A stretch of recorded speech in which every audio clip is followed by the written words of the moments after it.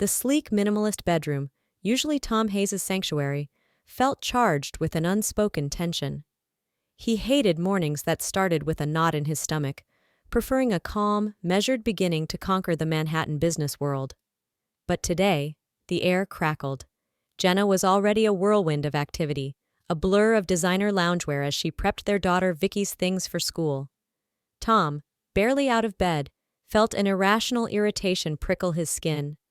Breakfast was a clatter of expensive silverware against porcelain, the silence a heavy blanket. "Daddy," Vicky's small voice, laced with hope, cut through the quiet. "Are you picking me up from school today?" She gazed at him, her bright eyes expectant.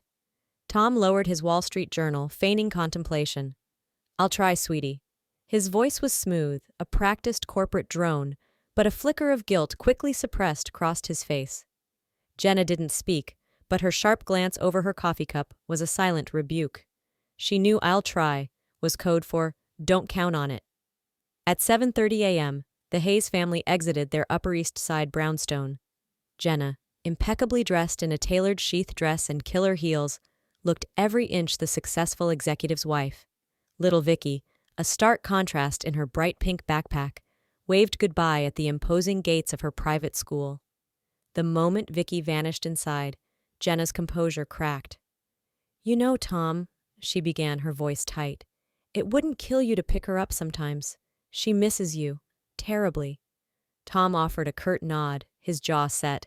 He wasn't in the mood for a lecture, not before his day had even truly begun. He just wanted to get to the office, to the familiar cut and thrust of Hayes Construction, where he felt in control. The drive downtown was filled with the same oppressive silence that had haunted their breakfast table, a silence that spoke volumes about the widening chasm between them. He glanced at Jenna. Her profile was rigid, her eyes fixed on the passing cityscape, a wall of unspoken grievances building between them with every passing city block. He sighed inwardly. Another day, another battle, and it hadn't even hit 8 a.m. He knew this conversation wasn't over, just paused, like a ticking time bomb. The gleaming lobby of Hayes Construction was usually a hive of controlled energy, but this morning, a palpable anxiety hung in the air. Alice, Tom's ever-efficient secretary, her usual polished demeanor slightly frayed, rushed towards them the moment they stepped out of the elevator.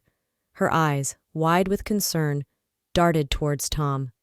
"Mr. Hayes," she began, her voice a hushed, urgent whisper. "Mr. Peterson is in your office. Alex Peterson. And well, let's just say he's been rather agitated since he arrived. Pacing. Lots of pacing." Tom's brow furrowed, an involuntary reflex making him adjust the collar of his custom-made shirt. Alex Peterson. The name alone was enough to make most men in their industry sweat. A notoriously volatile but crucial investor, Peterson wasn't someone you kept waiting, and certainly not someone you wanted agitated. "What's this about, Alice?" Tom asked. His voice clipped, betraying none of the unease coiling in his gut. Alice wrung her hands, a gesture so unlike her usual unflappable self that it amplified Tom's concern. "He wouldn't say, sir, just that he'd wait and that it was urgent. Something about documents?" Tom exchanged a quick, unreadable glance with Jenna. "I'll handle it," he said, a little too sharply. "Wait for me in your office, Jenna." But Jenna, who knew her husband's tells better than anyone, wasn't about to be dismissed. That protective, almost maternal instinct kicked in, the one that surfaced whenever Tom was under pressure. "Maybe I should come with you?" she offered, her voice soft but firm. "Moral support? Or if it's about the new contracts, I might be able to help." "No, Jenna, this is personal." Tom's gaze was sharp, a clear dismissal that brooked no argument. He hated showing weakness, especially in front of her when business was involved. He needed to project absolute control, even if he felt anything but. He strode towards his corner office, the plush carpet muffling his determined steps. As he reached for the mahogany door, he could hear the muffled sounds of Peterson's restless pacing from within. Taking a deep breath, he pushed it open, bracing himself for the storm. Alex Peterson, a bull of a man in a Savile Row suit, stopped his pacing mid-stride and whirled around, his face a mask of barely contained fury. The air in the room felt electric, like the moment before a lightning strike. "Tom, about damn time!" Alex Peterson's voice boomed across the expansive office the moment the door clicked shut behind Tom. His usually florid face was a dangerous shade of crimson. "This is an outrage, Hayes. How could you let this happen? Such a colossal screw-up!" Tom maintained an icy composure, walking silently to his oversized mahogany desk. He placed his briefcase down with deliberate care, a small act of defiance against Peterson's tirade. He sat, a king on his throne, even as his kingdom felt like it was under siege. "Please, have a seat, Alex," he said, his voice unnervingly calm. Peterson, however, remained standing, his fists clenched. He took a deep, shuddering breath, trying to regain some semblance of control, but his eyes still blazed. "Your company, Hayes, is holding up the entire downtown tower project. The materials were due on site yesterday. Yesterday. We're talking millions, Tom. Millions in penalties, in lost revenue. Do you have any idea what this means?" He gestured wildly, nearly knocking over a framed photo of Vicky. "If you don't fix this, and I mean now, I'm pulling my investment. Every last cent." Tom's expression remained unreadable, a mask of professional detachment. Inside, however, a cold dread was spreading. This was bad, very bad. "I understand your frustration, Alex," he said smoothly. "And I assure you I will resolve this issue. Give me the day." "A day?" Peterson practically exploded. "A day! You have until noon, Hayes. Noon! If those materials aren't en route by then, you can't even begin to imagine the hell I'll unleash on this company. Your reputation will be mud." He lunged for a glass of water on a nearby credenza, his hand trembling so violently he almost dropped it. He didn't drink, just slammed it back down. Tom let out a slow, deliberate breath. He needed to buy time to figure out what had gone so catastrophically wrong. "All right, Alex," he conceded, his voice still even despite the adrenaline coursing through him. "I'll expedite everything. It will be resolved by noon." Peterson stared at him, his chest heaving. Without another word, he spun on his heel and stormed out, slamming the door so hard the sound reverberated down the hallway. The sudden quiet in the office was deafening, thick with unspoken threats and the stench of potential disaster. Tom leaned back in his chair, the facade of calm finally cracking. His mind raced. Materials, contracts, signatures. Who had signed off on the logistics for the tower project? His gaze fell on a stack of files related to the Peterson deal. The weight of the city, of his empire, suddenly felt crushing. The silence in Tom's office was heavy, almost suffocating. He sat at his massive desk, staring at the documents that had ignited Peterson's fury, his face a stony mask. But beneath the surface, a tempest raged. Anger, frustration, and a sickening lurch of dawning, horrifying realization. Who handled these specific contracts? The answer hit him like a physical blow. Jenna. The door creaked open without a knock. Jenna. Her heels made soft indentations in the plush carpet as she approached, her brow furrowed with concern. "Tom, is everything all right?" she asked tentatively, sensing the volatile atmosphere. He lifted his eyes, and the look in them was as cold and sharp as a shard of ice. He gestured towards a pile of papers on his desk, with a contemptuous flick of his wrist, then, with a sudden violent movement, swept them to the floor with a crash. "Did you sign these papers, Jenna?" His voice was low, dangerously quiet, but the tension in it vibrated, growing with every syllable. Jenna froze, her gaze dropping to the scattered documents. She didn't immediately understand. "What papers?" she asked, stepping closer, bending to pick one up. As her eyes scanned the familiar letterhead, a flicker of recognition, then dawning horror, crossed her face. Yes, I signed them. But what's the problem? I remember checking everything meticulously." Tom's jaw clenched. He slammed his palm down on the desk, the sound making her jump. "The problem, Jenna," he snarled, "is that because of your signature, those materials weren't delivered on time.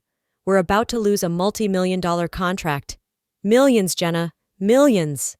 His voice, no longer controlled, boomed across the office, raw and furious. Color flooded Jenna's face, then drained away, leaving her pale. Her lips trembled. She tried to speak, but the words caught in her throat. That can't be right, she finally stammered, her voice barely a whisper. I checked the dates. I double-checked them. It was all in order. Seriously? Tom scoffed, stalking towards her, his presence menacing. Then why the hell aren't the materials there, Jenna? This was your responsibility. Or do you think you can just afford to be negligent because you're my wife? Tears welled in her eyes, but she fought them back, her pride warring with her shock and hurt. She knew, with a certainty that resonated deep in her bones, that she hadn't made such a glaring error. She'd been too careful. But the way he was speaking to her, the venom in his tone, it wounded her more than any accusation of incompetence. Don't you dare yell at me, Tom, she whispered, taking a step back. I'm telling you, there was no mistake on my part. Oh, but there is a mistake, Jenna. It's right here in black and white. He gestured wildly at the papers. And now your negligence has to be fixed in a matter of hours. Do you have any idea what this means for the company? She stood silently, staring at the damning documents in her trembling hands. Her mind reeled. How could this have happened? I'll do whatever it takes to fix it, she said softly, her voice laced with a desperate uncertainty. Tom let out a harsh, humorless laugh. You fix it? He shook his head, a cruel smirk twisting his lips. No, Jenna, you're done. You're fired. The words hung in the air, as shocking and brutal as a physical blow. Jenna froze, her eyes widening in disbelief. What? She whispered, her voice cracking. You can't fire me. Someone must have set me up. Set you up? Don't be ridiculous, Tom spat, his patience gone. You've cost this company too much already. Get out of my office. Now! He pointed an imperious finger towards the door. Her face was ashen. For a moment, she stood rooted to the spot, as if his words had turned her to stone. Then, with a choked sob, she whirled around and fled, the door slamming shut behind her, a punctuation mark on the shattering of her world. The walk from Tom's office to her own felt like a mile-long gauntlet of shame. Jenna could feel the eyes of the staff on her back, their hushed whispers following her like a malevolent shadow. She kept her head high, a mask of composure fixed on her face, but inside, she was crumbling. At her desk, she fumbled her belongings into her designer tote bag. A few personal items, a framed photo of Vicky, the remnants of her career at Hayes Construction. Without a word to anyone, she walked towards the elevator, each step an effort. Outside, the New York City air, usually invigorating, felt cold and biting. The wind whipped her hair around her face, and hot tears, no longer held in check, streamed down her cheeks. She walked blindly, oblivious to the honking taxis, the throngs of pedestrians, the glittering shop windows. Tom's words echoed in her mind. You're fired. She found herself at a small park, a tiny oasis of green amidst the concrete jungle. Sinking onto a bench, she buried her face in her hands, the sobs finally breaking free. It wasn't just the loss of her job, though that was a blow to her pride and her sense of self. It was the betrayal, the cruelty of Tom's dismissal, the way he'd refused to even listen. The man she loved, the man she'd built a life with, had shattered her trust with a few callous words. Meanwhile, back in the sterile calm of his office, Tom paced, his earlier fury giving way to a cold, simmering resentment. He hated losing control, hated that he'd yelled, but what choice did he have? Jenna had made a catastrophic mistake, one that could cripple the company, tarnish its reputation. He picked up his phone, his thumb hovering over a contact. A few minutes later, his office door opened to admit Paula Nelson. Tall, blonde, and poured into a dress that left little to the imagination. Paula was the senior sales manager, and not so coincidentally, Tom's long-standing mistress. Tom, darling, Paula purred, closing the door behind her with a soft click. She sauntered towards his desk, a predatory grace in her movements, her smile a knowing curve. Something wrong with my favorite CEO? She asked, her voice a husky caress. Tom scowled. He disliked her overt familiarity at the office, but right now, he needed her. He needed her ruthlessness. Paula, he said, his voice regaining its usual authoritative tone as he straightened up, walking around his desk. There's been a development. As of today, you'll be taking over Jenna's responsibilities. He watched her face, gauging her reaction. Paula's perfectly sculpted eyebrows rose a fraction, a flicker of surprise quickly replaced by a slow, deeply satisfied smirk. "Well, well, darling," she purred, stepping closer, her perfume, expensive and cloying, filling the air. "I didn't expect you to get rid of her quite so decisively." She reached out, her lacquered nails tracing the line of his tie. "Does this mean there's an opening for a more permanent position in your life, too?" Her eyes gleamed with triumph as she leaned in, aiming for his lips. Tom instinctively recoiled from Paula's advance, gently but firmly removing her hands. "Paula, not here. We're at the office," he reminded her, his voice dry as he stepped back towards the window, creating a physical distance. The city skyline stretched out before him, a testament to his ambition, an ambition now threatened. Paula rolled her eyes, a flash of annoyance crossing her face before she smoothed it back into a sultry pout. She crossed her arms, the fabric of her dress straining. "Fine. So where exactly did your precious wife screw up so badly that you finally showed her the door?" Tom ignored the jibe. He needed her focused. "I need you to fix this Peterson mess. The material shipment for the downtown tower. It's critical." He returned to his desk, picked up the offending file, and handed it to her. "The delivery has to be confirmed today. You have," he glanced at his watch, "less than half an hour to make it happen. Or rather, you did. Peterson's deadline was noon." Paula took the folder, her eyes narrowing as she scanned the first page. His tone clearly irked her, but she was smart enough not to challenge him further yet. "Of course, Tom," she said, a hint of sarcastic emphasis on his first name. She turned on her heel, her hips swaying with deliberate provocation, and headed for the door. Just as she reached it, she paused and looked back, a sly glint in her eye. "You do realize," she added, her voice dropping to a conspiratorial whisper, "that putting me in this position, Jenna's old job, is going to set tongues wagging. But then, you always did like to live dangerously, didn't you, darling?" Tom didn't reply. He simply sank back into his leather chair, burying himself in other reports as the door clicked shut behind her. He buzzed Alice. "Coffee. Black. Strong." Alone he tried to focus, but Paula's parting words, her ambition, her sheer nerve, echoed in his mind. She was a double-edged sword, her confidence a potential asset, her ruthlessness a liability if unchecked. Could she actually clean up this mess? Or was he just trading one problem for another? An hour later, the intercom buzzed. "Mr. Hayes, Paula Nelson to see you. Send her in." Paula swept in, the file in her hand, her expression one of cool triumph. She didn't wait for an invitation, just perched on the edge of his desk. "All sorted, Tom." He looked up, surprised. "Already?" "Yes," she said, maintaining a professional distance now, a subtle power play. He took the file, his eyes scanning the updated logistics, the new confirmations. His eyebrows shot up. "Impressive. You got it done even faster than I'd hoped. Good work, Paula." His tone was businesslike, but there was a grudging admiration there. Paula leaned forward slightly, a playful, almost taunting glint in her eyes. "What? Didn't expect little old me to pull it off, sweetheart?" Tom closed the file and rose, walking around the desk towards her. "Look, Paula, I'm sorry if I was rough earlier. This whole situation, work gets to me sometimes." He offered a rare, almost apologetic smile. "How about dinner tonight? A celebration. Just you and me. No spreadsheets, no deadlines." Paula's eyebrow arched delicately, but she quickly composed herself. "All right, Tom," she replied, her voice coolly neutral. She stepped back and turned towards the door. "Paula?" he called out before she left.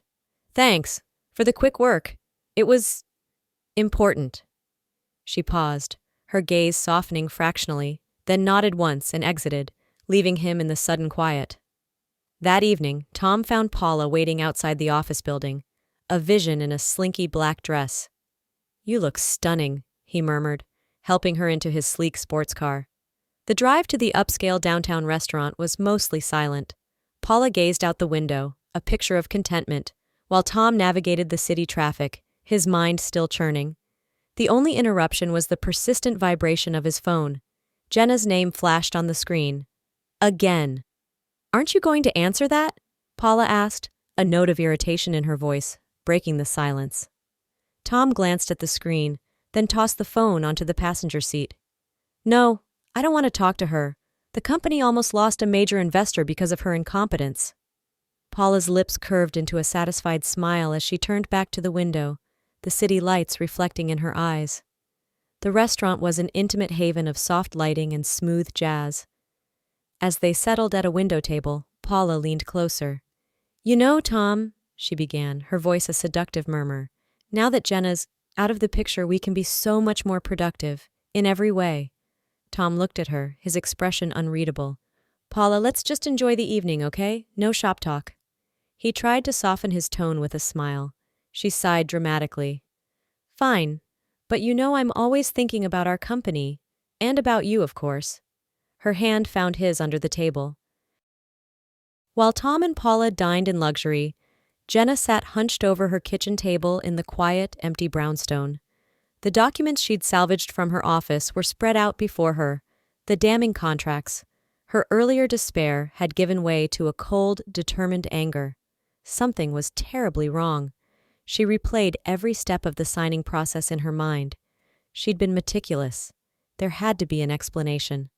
Her fingers, trembling slightly, moved over the pages. Then she saw it, a subtle discrepancy in the font on one of the delivery schedule pages. A slightly different paper stock. Her heart hammered against her ribs. She pulled out her original drafts from her laptop archive, comparing them side by side with the signed copies. The delivery dates were different. The signed copies showed a date that was clearly impossible, a date before critical components were even manufactured. It wasn't me, she whispered, a wave of vindication washing over her, quickly followed by a chilling realization. They set me up. They deliberately swapped the pages to make it look like my mistake. But who were they? And why? Her fingers nervously tapped her phone. She had to tell Tom. He had to know. He'd believe her, wouldn't he, if she had proof? She dialed his number again. It rang and rang, then went to voicemail, his voice coolly professional. This is Tom Hayes. I'm currently unavailable. Tears of frustration pricked her eyes. She slammed the phone down on the table. He won't even listen to me. She buried her face in her hands, the brief flicker of hope extinguished by his continued silence. The pain of his distrust, his readiness to believe the worst of her, was a fresh wound. Hours later, the click of the front door lock startled her. Tom. He moved through the darkened house like a shadow, the scent of Paula's perfume clinging faintly to him. Jenna had retreated to their bedroom, but sleep was impossible. He bypassed their room, heading for the guest suite, a clear message. The next morning, Jenna tried to maintain a veneer of normalcy, for Vicky's sake as much as her own. She prepared breakfast, hoping a quiet conversation over coffee might be possible. Good morning, she said carefully as Tom entered the kitchen, already scrolling through his phone. Morning, he grunted, slumping into a chair, his attention glued to the screen. Jenna placed a plate of scrambled eggs before him. He didn't look up. Tom, can we talk? She finally ventured. He sighed, lowering his phone. About what, Jenna? His voice was cold, dismissive. You know what about, she said, her voice quiet but firm. I want to explain what happened with those documents. I have proof. Jenna, let's not go over this again. He cut her off, his patience wearing thin. You made a mistake. It's done. But you won't even try to listen. Her voice rose, her carefully constructed composure crumbling. It wasn't me. I found evidence that… Stop it! He slammed his hand on the table, rattling the coffee cups. You're fired, Jenna. Accept it. She took a deep, shaky breath, gathering the tattered remnants of her pride. If you refuse to listen to me, Tom, if you refuse to see the truth, you're going to lose me. For good. He leaned back, a sarcastic smirk on his face. Is that a threat? You know, all these problems, this whole mess, it started with you, your carelessness. She stared at him, a stranger in her husband's skin. The Tom she had loved, the man she thought she knew, was gone, replaced by this cold, accusatory brute. The man who had once cherished her now looked at her with contempt. The realization was a cold stone in her stomach. Several days passed, each one a fresh layer of ice in the Hayes household. The silence was a living entity, punctuated only by Vicky's innocent chatter and Tom's curt, monosyllabic responses. Jenna, however, wasn't ready to give up. She had to make him understand. At breakfast, with Vicky still upstairs, she tried again. "Tom, don't you honestly believe someone set me up?" Her voice was steady, but her eyes pleaded for him to see reason. Tom calmly buttered his toast, not even glancing her way. "Enough, Jenna. This is getting tiresome," he said, his tone final. "Haven't you even considered who might benefit from this? Who could have done it?" He finally looked at her, his eyes filled with a weary irritation. "You're still looking for someone else to blame instead of admitting your own mistake. It's pathetic." "Pathetic? Tom, this isn't just a mistake. This is a deliberate act of sabotage against you, against the company, and using me to do it. Enough!" He pushed his chair back, Rezko, his voice rising. "I'm not going to listen to this paranoid fantasy every single day." "You seriously don't see who's behind this?" she pressed, desperate. He rolled his eyes and sighed, a picture of exasperation. "Jenna, I'm tired. So tired of this." Tears welled in her eyes, hot and stinging. "And what about me, Tom? How do you think I feel? You fired me without a second thought. You won't even look at the evidence. You accuse me of incompetence." "We need to get a divorce," he cut in, the words sharp and brutal, slicing through her sentence. The pronouncement hung in the air, as shocking as a gunshot. Jenna froze, the color draining from her face. She felt as if the floor had dropped out from beneath her. "What?" she whispered, the word barely audible. "You heard me," he said, his voice devoid of any emotion, his gaze cold and unwavering. "This isn't working, Jenna. It hasn't been for a long time. Let's just admit it." Her face was ashen, the unshed tears finally spilling over, tracing paths down her cheeks. "Tom, are you serious? You want to end everything? Just like that?" He didn't answer. He simply turned and walked out of the kitchen, leaving her alone with the shattered pieces of their life. Jenna sank into a chair, her head in her hands, a storm of emotions, fury, despair, a profound aching grief, raging within her. She had to pull herself together, for Vicky. When Vicky came down for breakfast, bright and chattering, Jenna forced a smile. "Morning, sweetie. Daddy had to leave for work early. I'll take you to school today." The drive was a blur. Vicky, oblivious, prattled on about an upcoming school concert. "Mommy, will you come see me sing?" she asked, bouncing in her seat. "Of course, darling," Jenna managed, her voice choked. "I wouldn't miss it for the world." After dropping Vicky off, Jenna drove back to the house that no longer felt like home. Each room was a repository of memories, a testament to years spent together. Photographs on the walls, his favorite mug on the kitchen shelf, the comfortable indentation on his side of the sofa. Her gaze landed on a school portrait of Vicky on the mantelpiece, her smile so innocent, so full of trust. With a heavy heart, she went upstairs. The master bedroom was a shrine to their shared life. His watches lay on the nightstand. His shirts hung neatly in the closet. She pulled a suitcase from under the bed and began to pack, her movements mechanical. Clothes, cosmetics, books, a small framed photo of her and Tom, taken on their honeymoon, smiling, radiating happiness.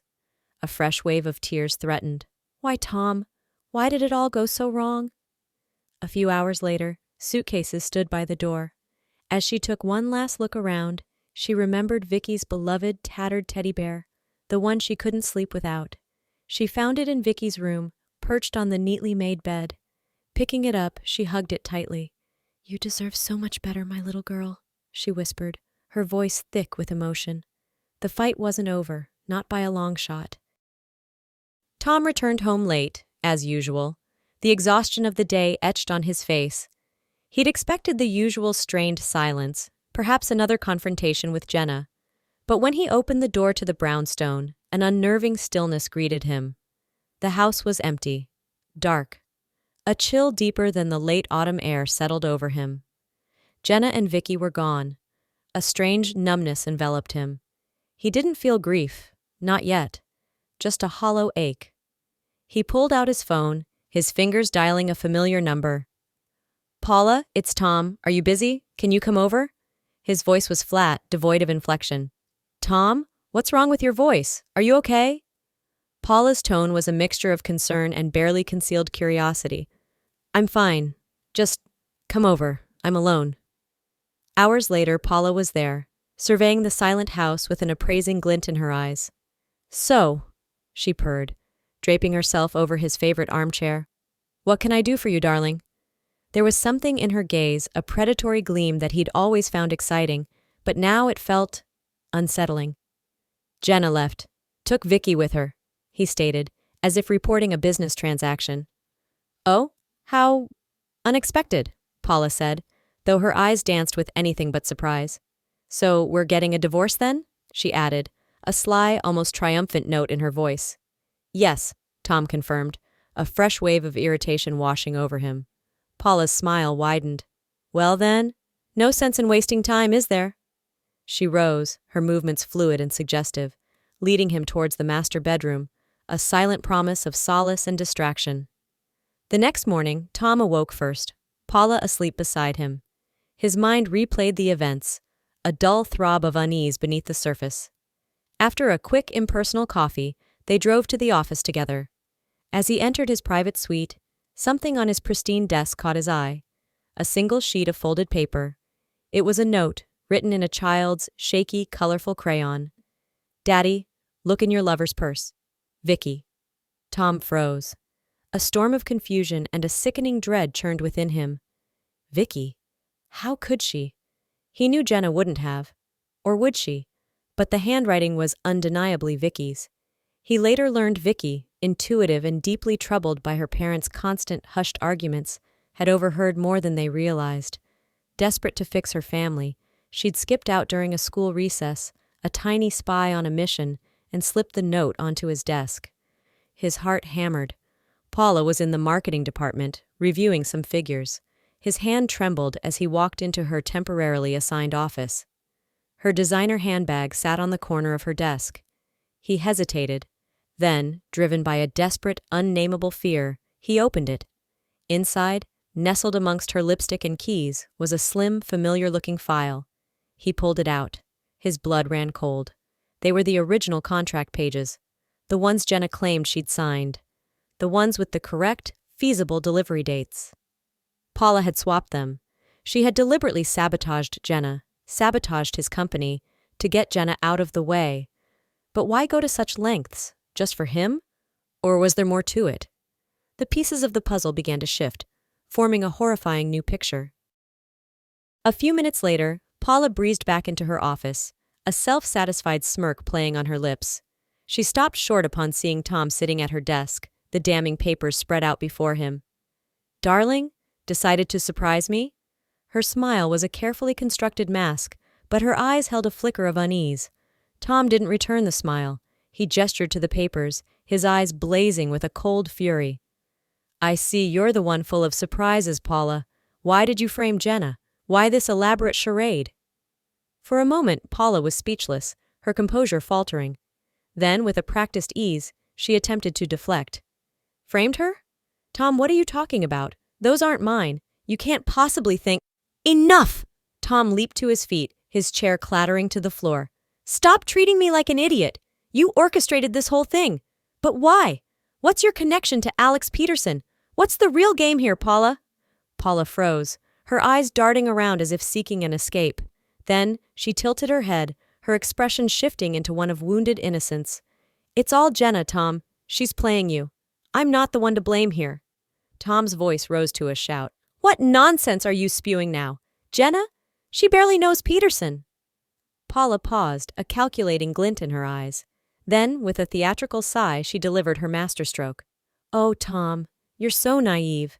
She's with him right now at Le Cirque, having a very cozy lunch. Go see for yourself. Then tell me who's playing whom. A sliver of doubt, poisonous and insidious, pierced Tom's anger. Jenna, with Peterson? After everything?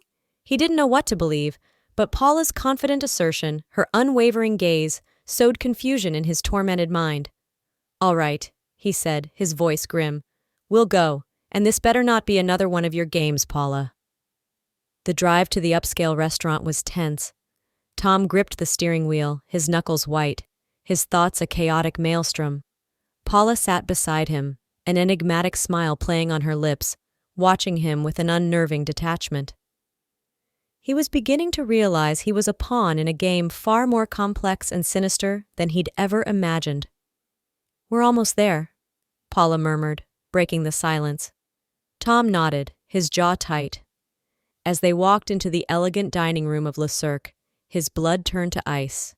There, at a secluded corner table, sat Jenna, and next to her, leaning in conspiratorially, was Alex Peterson. They were deep in conversation, a folder open between them. They didn't see Tom and Paula enter. Tom stood rooted to the spot, a raw, primal fury surging through him.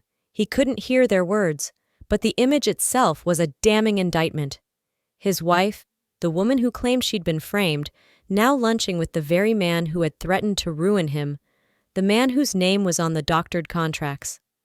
The pieces clicked into place in his mind, forming a grotesque, distorted picture of betrayal. He could no longer contain himself. "So you two decided to screw me over together, huh? Take my business right out from under me." His voice, hoarse with rage, ripped through the restaurant's hushed ambiance. Every head turned. Jenna started, her eyes widening in panic as she saw him. She rose quickly, rushing towards him. "Tom, it's not what you think. Please, let me explain." She reached out, as if to pull him back from the brink, but he recoiled as if her touch burned. "Seriously, Jenna?" His voice was a snarl. "First the documents, now this little tete-a-tete? And I'm supposed to believe it's not what I think?" He brushed her hand away violently. The world tilted on its axis for Jenna. This wasn't her Tom. This was a stranger, consumed by a blind, irrational fury. "Tom, listen to me," she pleaded, her voice trembling. "I'm trying to fix your mess. I'm trying to save the company." Alex Peterson, who had risen from the table, stepped forward. "Now hold on a minute, Hayes." Tom whirled on him, grabbing him by his expensive lapels. "You stay out of this, Peterson." He shoved him back. "I see it all very clearly now. You're in cahoots, both of you." Jenna stepped back, tears streaming down her face. The words were out, the damage done. Tom, blinded by rage and Paula's insidious manipulations, turned and stormed out of the restaurant, oblivious to the shocked stares of the other diners. Paula, a mask of feigned concern, hurried after him. "I told you, Tom," she cooed, slipping into the passenger seat beside him. "It was Jenna all along. She's been playing you for a fool." Tom didn't respond. He was lost in a maelstrom of betrayal and fury, his world collapsing around him. He no longer knew who to trust, what to believe. His life had become a twisted, unrecognizable landscape. Back in the cold sanctuary of his office, Tom sat motionless, staring at a blank sheet of paper. But it wasn't blank in his mind. It was a divorce petition. With a grim finality, he began to fill it out, his hand steady, his emotions locked away. All he felt was a vast, echoing emptiness. The ink flowed, a black river severing the ties of his marriage, officially dividing his life into before and after. "You're doing the right thing, Tom." Paula's voice, soft and insidious, startled him. She had materialized beside his desk, her expression a careful blend of sympathy and triumph. "After everything she's done to you, you should make sure she gets nothing. Absolutely nothing." Tom didn't look at her. He rose and walked to the window, the city lights blurring before his eyes. He wiped his palms on his trousers. "You're right, Paula," he said, his voice flat, his back still to her. "She won't get a dime. I can't live in this web of lies anymore." He was convinced Jenna had masterminded his downfall, with Peterson as her accomplice. Paula watched him, a predator savoring her victory, confident that her own gains were now secure. From that day, Hayes Construction began a slow, inexorable decline. Losses mounted, but Paula, now firmly entrenched in a position of power, skillfully concealed the true extent of the damage from Tom. He was too consumed by the impending divorce, by his burning desire to win in court, to ensure Jenna walked away with nothing but the clothes on her back. A month later, the day of the court hearing arrived. Tom, impeccably dressed, felt his heart pound as he entered the sterile courtroom. This was it. The final showdown with Jenna. He knew this moment would define his future, his life post-Jenna. He glanced around the nearly empty room. Then she entered. Jenna.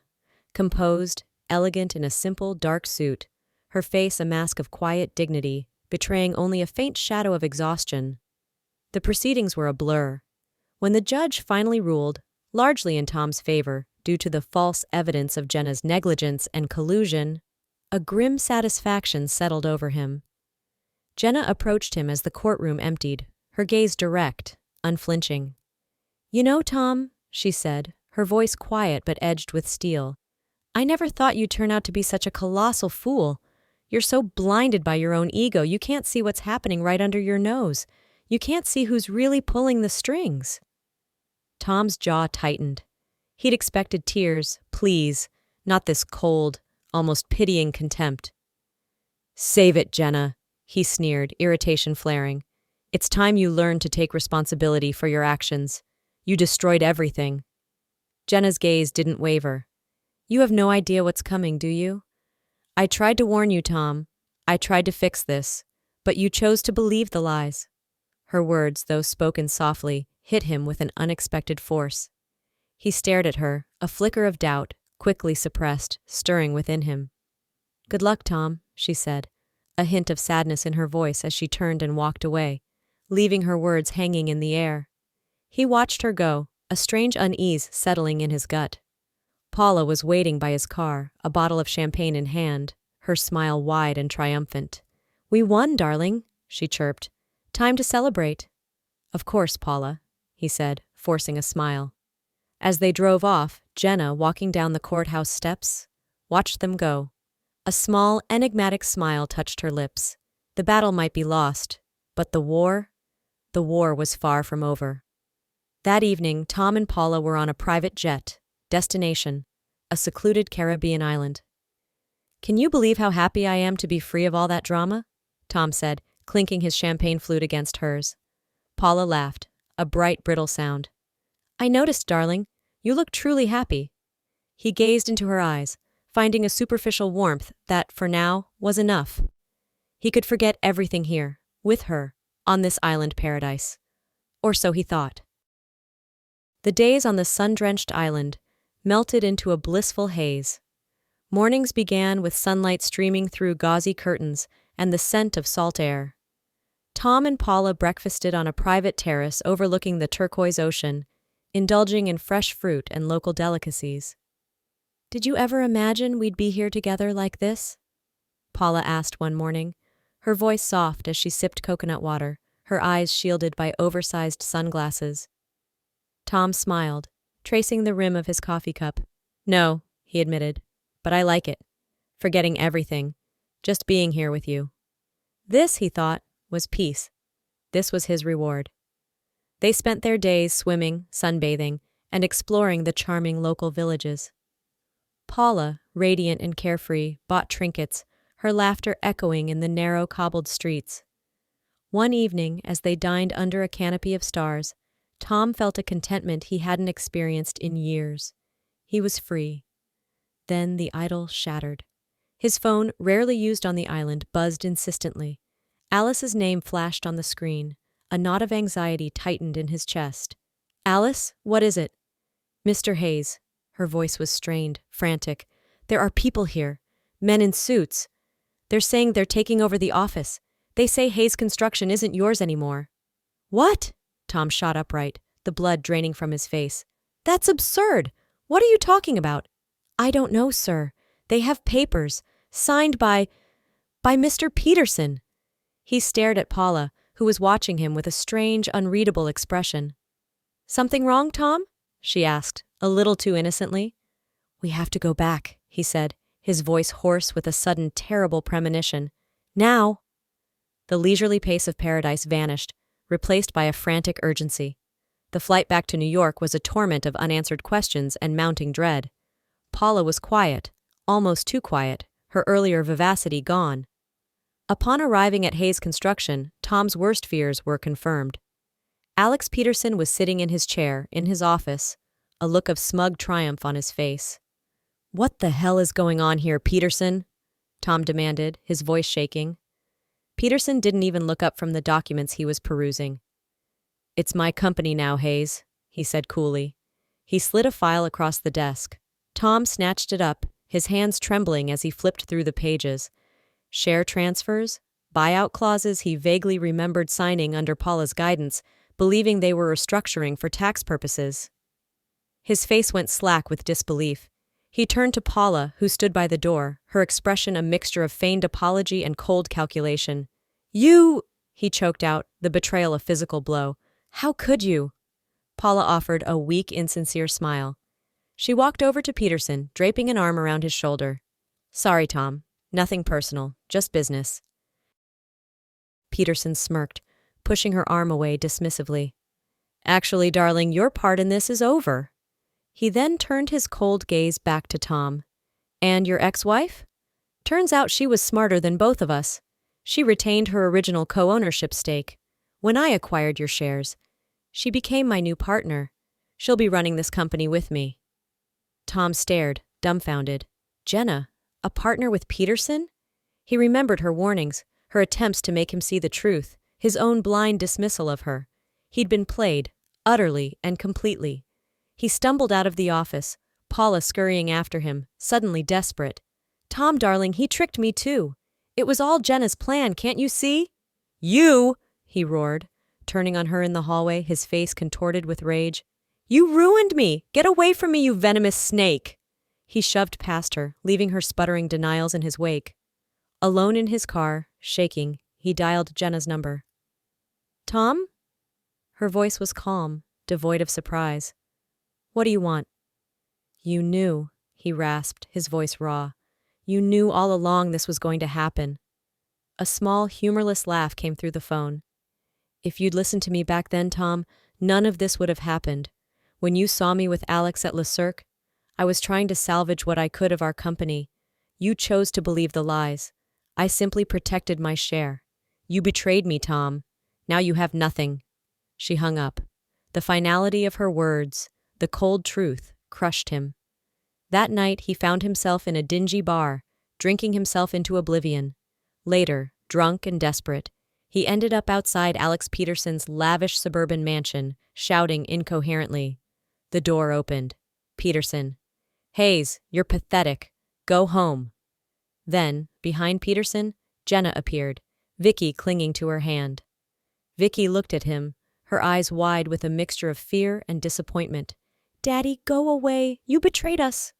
The words from his own daughter were the final, devastating blow. He stumbled away into the darkness, a broken man.